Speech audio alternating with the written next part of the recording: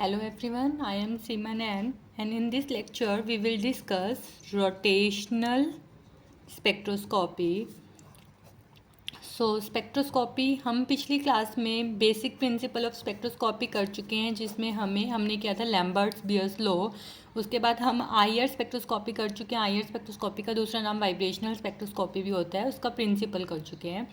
इस लेक्चर में हम लोग करेंगे रोटेशनल स्पेक्ट्रोस्कोपी। रोटेशनल स्पेक्ट्रोस्कोपी का प्रिंसिपल और उसकी एप्लीकेशन। तो सबसे पहले प्रिंसिपल की बात करते हैं।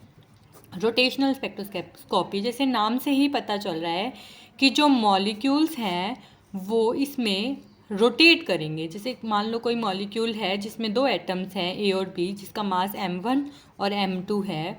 ये मॉलिक्यूल पूरा ही रोटेट करेगा। और सारी क्या होता है, सबसे पहले हम 3-4 पॉइंट्स लर्न करेंगे। तो रोटेशनल स्पेक्ट्रोस्कोपी मतलब मॉलिक्यूल रोटेट करेगा, तो रोटेशन के लिए भी उसको कुछ एनर्जी चाहिए होती है। तो सबसे पहला पॉइंट कि कौन सी एनर्जी होगी इसमें, वेवलेंथ ऑफ एनर्जी जो हम रोटेशनल स्पेक्ट्रोस्कोपी में यूज़ करते हैं वो कौन सी होगी, वो होगी माइक्रोवेव रीजन की। तो माइक्रोवेव रीजन की जिसकी इंटेंसिटी क्या होती है, वेव नंबर जिसका क्या होता है 1 से 200 सेंटीमीटर इनवर्स के बीच में होता है उसका वेव नंबर माइक्रोवेव रीजन का। तो जो हम इलेक्ट्रोमैग्नेटिक रेडिएशन इसमें यूज़ करते हैं वो माइक्रोवेव रीजन की यूज़ करते हैं, जिसका जो रेंज करती है फ्रॉम 1 से 200 सेंटीमीटर इनवर्स तक।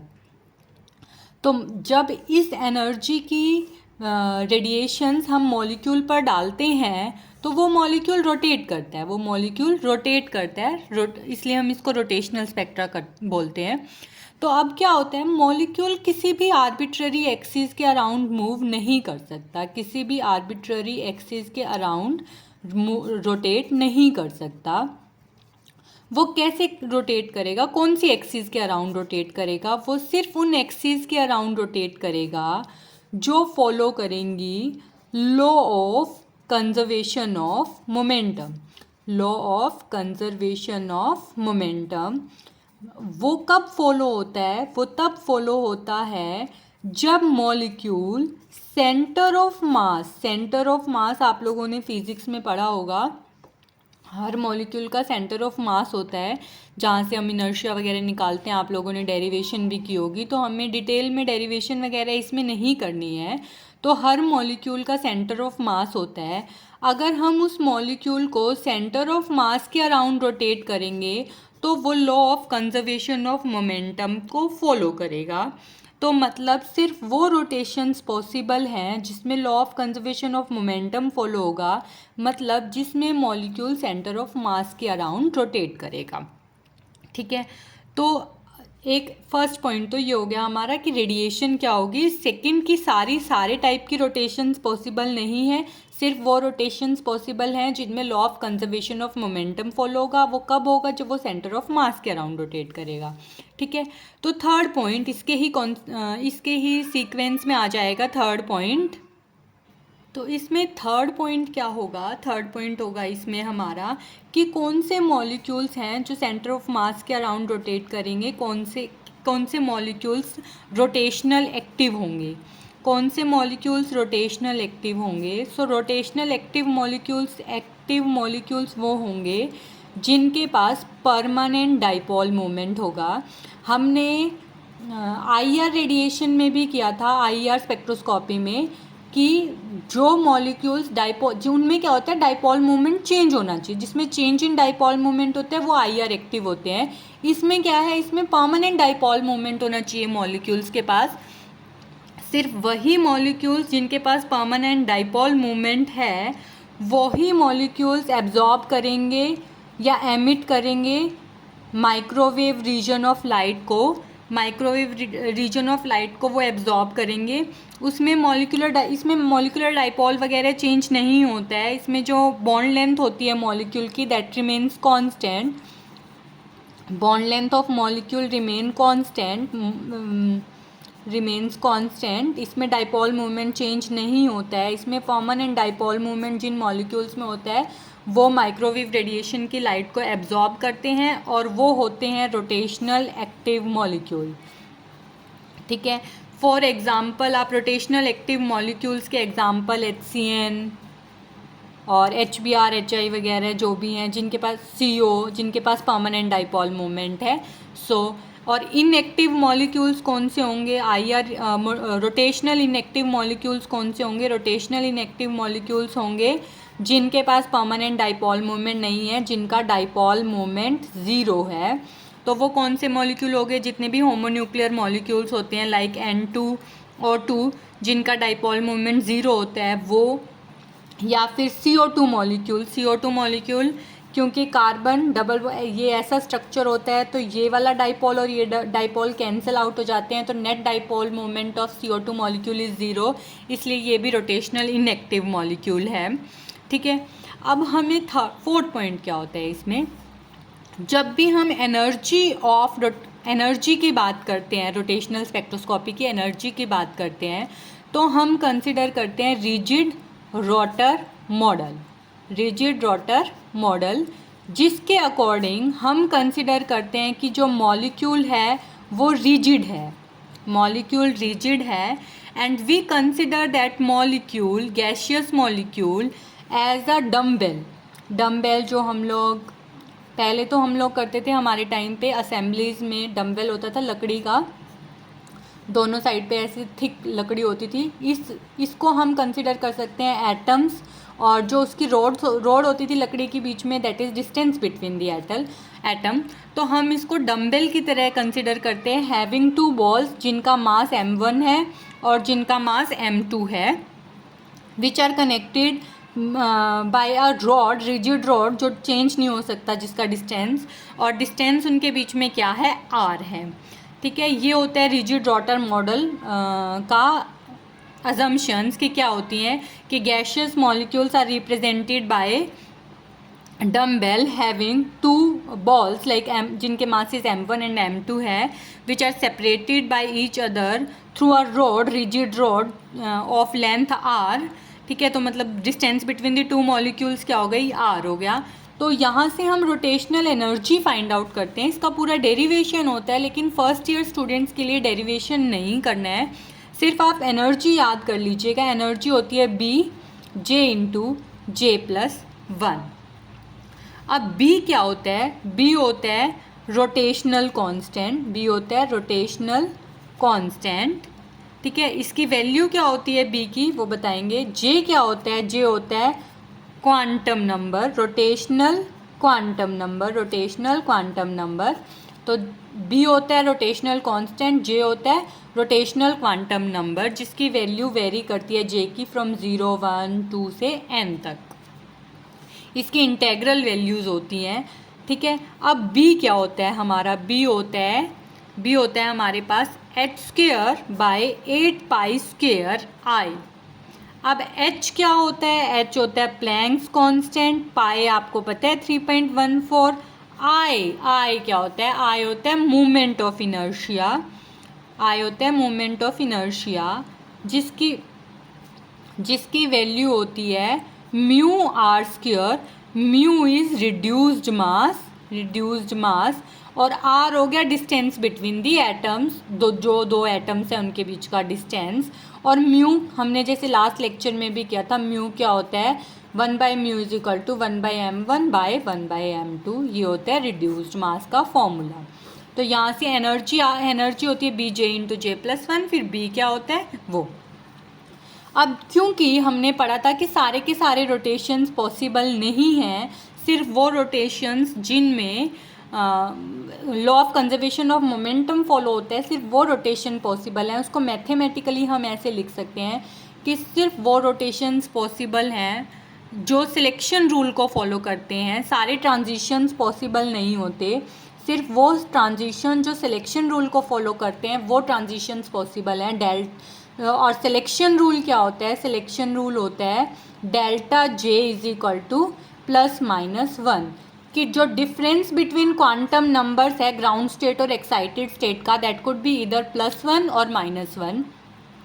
ठीक है। मतलब J=0 से J=1 का ट्रांजिशन पॉसिबल है, ऐसे 1 से 0 पॉसिबल है, 0 से 2 का ट्रांजिशन पॉसिबल नहीं है, क्योंकि जो difference between delta J value हो गई वो 2 हो जाएगी, तो ये नहीं पॉसिबल है। सिर्फ वो पॉसिबल है जिसमें क्वांटम नंबर्स का जो डिफरेंस है वो +1 या -1 हो।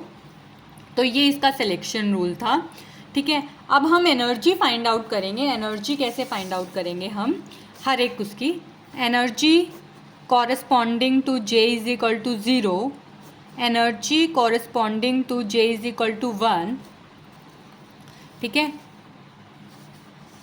Energy corresponding to J is equal to 2, energy corresponding to J is equal to 3 and so on. तो जे इज इक्वल टू 0 है तो एनर्जी क्या होगी, एनर्जी क्या होगी, एनर्जी जे 0 के लिए बी जे इंटू जे +1 में पुट करो आप कि क्या होनी चाहिए, ठीक है। तो जे को 0 पुट करो तो 0 आ गई एनर्जी, 0, ठीक है, क्योंकि बी इंटू में 0 into 0 +1 that would be 0। Energy for J is equal to 1 B into 1 into 1 +1 तो दैट वुड बी 2b। ऐसे ही energy for J is equal to 2 would be 6b। Energy for J is equal to 3 के लिए क्या होगी 12b। ऐसे ही J is equal to 4 के लिए क्या होगी 20b एंड सो ऑन, आप फाइंड आउट कर सकते हो। अगर हमें डेल्टा ई निकालना हो, difference between energies, difference between energies निकालना है इससे 0 से 1 के बीच में, तो ये क्या होगा 2b - 0 that would be 2b। 6b और 2b के बीच में एनर्जी डिफरेंस निकालना हो तो वो होगा 4b। 12b और 6b के बीच में निकालना हो तो दैट वुड बी 6b। आगे 20b होता है, 20b और 12b के बीच में 8b। ये डिफरेंस कब किसके बीच में है, जे इज इक्वल टू 1 से जे इज इक्वल टू 0 का, ये जे इज इक्वल टू 2 से जे इज इक्वल टू 1 का, ये जे इज इक्वल टू 3 से जे इज इक्वल टू 2 का, और ये जे इज इक्वल टू 4 से जे इज इक्वल टू 3 का। ये डिफरेंस हो गया बिटवीन द एनर्जीज। तो रोटेशनल स्पेक्ट्रा कैसा होता है, रोटेशनल जैसे हमने IR स्पेक्ट्रा करा था कैसा दिखता है, ऐसे रोटेशनल स्पेक्ट्रा कैसा दिखता है, रोटेशनल स्पेक्ट्रा दिखता है ऐसा। जो ये डिफरेंस बिटवीन दी एनर्जीज है हर एक में क्या है, ये देखो 2b, फिर 4b, फिर 6b और 8b, इन पर एक बैंड दिखाई देगा 2b पर, 4b पर, 6b पर, 8b पर, 10b पर, सेंटीमीटर इनवर्स है ये। तो ये होता है रोटेशनल स्पेक्ट्रा। अब क्या होता है, हर जो भी मॉलिक्यूल्स जो रोटेशनल एक्टिव होते हैं जिनका स्पेक्ट्रा हम फाइंड आउट कर सकते हैं, उनमें सभी स्पेक्ट्रा के लिए जो ये बैंड्स हैं इनकी इंटेंसिटी डिफरेंट हो सकती है और कोई ना कोई बैंड मिसिंग हो सकता है, डिपेंडिंग अपॉन दी मॉलिक्यूल, कौन सा मॉलिक्यूल हम स्टडी कर सकते हैं। तो कुछ बैंड मिसिंग होते हैं और कुछ इंटेंसिटी वाइज डिफर करते हैं। फर्स्ट ईयर वालों के लिए इस डिटेल में नहीं जाते हैं कि कौन से मॉलिक्यूल का कैसा स्पेक्ट्रा होगा। तो फर्स्ट ईयर वालों के लिए रोटेशनल स्पेक्ट्रोस्कोपी में के प्रिंसिपल में सिर्फ इतना ही करना है। सबसे पहला पॉइंट था हमारा कि रीजन पता होना चाहिए, फिर सारी रोटेशंस पॉसिबल नहीं होती, कौन सी रोटेशंस पॉसिबल होती हैं। फिर थर्ड पॉइंट हमारा था रोटेशनल एक्टिव मॉलिक्यूल कौन से होते हैं और इनएक्टिव मॉलिक्यूल कौन से होते हैं। और फिर फोर्थ पॉइंट था एनर्जी कैसे फाइंड आउट करते हैं, रिजिड रॉटर मॉडल क्या होता है। और फिर फिफ्थ पॉइंट था रोटेशनल स्पेक्ट्रा का, रोटेशनल स्पेक्ट्रा कैसे दिखता है। तो ये 5 पॉइंट्स करने हैं आप लोगों को। अब बात आती है एप्लीकेशंस की। एप्लीकेशंस क्या होती हैं स्पेक्ट्रोस्कोपी की, रोटेशनल स्पेक्ट्रोस्कोपी की एप्लीकेशंस की बात करेंगे। तो सबसे पहली एप्लीकेशन जो हम सबको पता भी है, फर्स्ट जो सबसे बेसिक है वो है माइक्रोवेव अवन। माइक्रोवेव अवन क्या होता है, हम माइक्रोवेव अवन जो कुकिंग के लिए यूज़ होता है उसमें क्या करते हैं, हम हमारा फूड रखते हैं, फूड के मॉलिक्यूल्स पर हम माइक्रोवेव रेडिएशंस अप्लाई करते हैं। उस माइक्रोवेव रेडिएशन से जो फूड में मॉलिक्यूल्स होते हैं वो एक्साइट करते हैं, एक्साइटेड स्टेट में चले जाते हैं, वो एनर्जी एब्जॉर्ब करते हैं तो हमारा फूड गर्म हो जाता है। क्योंकि जो माइक्रोवेव अवन होता है वो microwave radiation, absorption of microwave radiation का कॉन्सेप्ट यूज़ करता है। तो basic principle of cooking in microwave oven is basically depending upon the absorption of microwave radiation by food molecules. ठीक है, तो सेकेंड पॉइंट क्या होता है, जो ClO फ्री रेडिकल होता है, क्लोरीन मोनोऑक्साइड, जो क्लोरीन मोनोऑक्साइड प्रेजेंट होता है, क्लोरीन मोनोऑक्साइड प्रेजेंट होता है एटमॉस्फेयर में, हम उसके कंसंट्रेशन फाइंड आउट कर सकते हैं, which is very important in atmospheric chemistry. तो हम डिटर्मिनेशन, तो सेकेंड पॉइंट हो गया डिटर्मिनेशन ऑफ या measurement of ClO free radical, chlorine monoxide radical, which is very important in atmospheric chemistry. ये ओजोन डिप्लीशन वगैरह में कंट्रीब्यूट करता है. तो ओजोन डिप्लीशन मतलब that is related to our atmosphere. तो इसकी कंसंट्रेशन फाइंड आउट करना बहुत इंपॉर्टेंट फैक्टर है कि इसकी कंसंट्रेशन किन किन फैक्टर्स की वजह से बढ़ती है. ठीक है, थर्ड पॉइंट इज़ ये क्या करता है, this is very useful in radio astronomy. Radio astronomy में बहुत यूज़फुल है. मतलब जो इसका मतलब है जो इंटरस्टेलर सिस्टम है, इंटरस्टेलर मीडियम है. इंटरस्टेलर मीडियम क्या होता है बच्चों, इंटरस्टेलर मीडियम होता है जो स्टार्स, जिस एटमॉस्फेयर में स्टार्स होते हैं ना, उस एटमॉस्फेयर का केमिकल कॉम्पोजिशन क्या है, केमिकल कॉम्पोजिशन क्या है. गैलेक्सी में जो स्टार, गैलेक्सी कंटेनिंग स्टार्स, उस मीडियम को बोलते हैं हम इंटरस्टेलर मीडियम. तो उसका केमिकल कॉम्पोजिशन फाइंड आउट करने में ये हेल्प करता है. तो रेडियो एस्ट्रोनॉमी में इसका ये बहुत यूज़फुल होता है. इसका फोर्थ एप्लीकेशन है कि ये वेंडरवॉल इंटरेक्शंस, डाइपोल इंटरेक्शंस, जितने भी वीक इंटरेक्शंस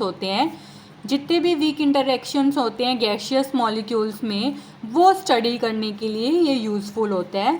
ठीक है, हम बेसिकली इससे गैशियस मॉलिक्यूल्स ही स्टडी करते हैं. तो ये वेंडरवॉल इंटरेक्शंस, डाइपोल इंटरेक्शंस, जितने भी वीक इंटरेक्शंस होती हैं वो हम स्टडी कर सकते हैं using rotational spectroscopy. So this is all for today. सिर्फ ये 4-5 एप्लीकेशंस कर लेना आप लोग. और स्पेक्ट्रोस्कोपी का इसका बेसिक प्रिंसिपल, उसमें 4-5 पॉइंट्स हैं मेनली जो हम डिस्कस कर चुके हैं. So thank you.